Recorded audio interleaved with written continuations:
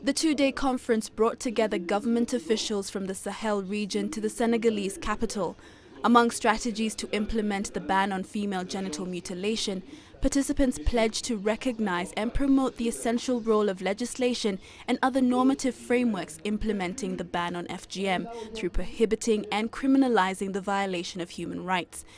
The leaders also pledged to ensure the ban on FGM is reflected in all sectors and all levels and intensify cooperation at various levels. The fight is being conducted heroically by many different people, but something that lacks is sufficient coordination among the different actors.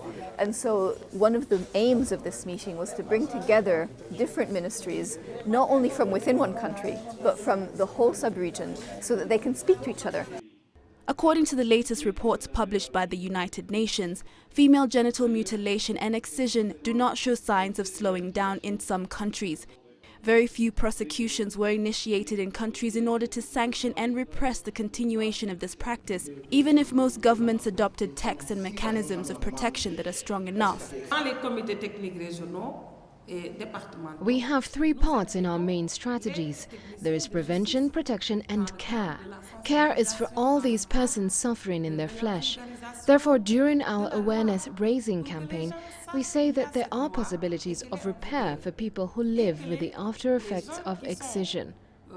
This framework of care in Burkina Faso through the Inter-African Committee and WEMU were able to train a certain number of doctors in the after-effects of excision repair techniques.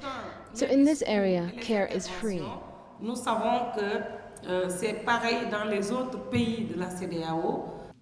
Participants included ministers and high-level government representatives, parliamentarians and civil society activists from Senegal and other 14 countries in the region, including Liberia, where the practice is still legal. In Liberia, because FGM is deeply enshrined in our culture and tradition, one of the most important strategies is working with the traditional people. It's about changing perception, attitude, and also creating awareness around FGM. UN agencies warn the overall rate of progress towards ending FGM is not enough to keep up with population growth. Officials say the number of girls and women subjected to this practice will increase significantly over the next 15 years if current trends continue. Catherine Ogunde, CCTV.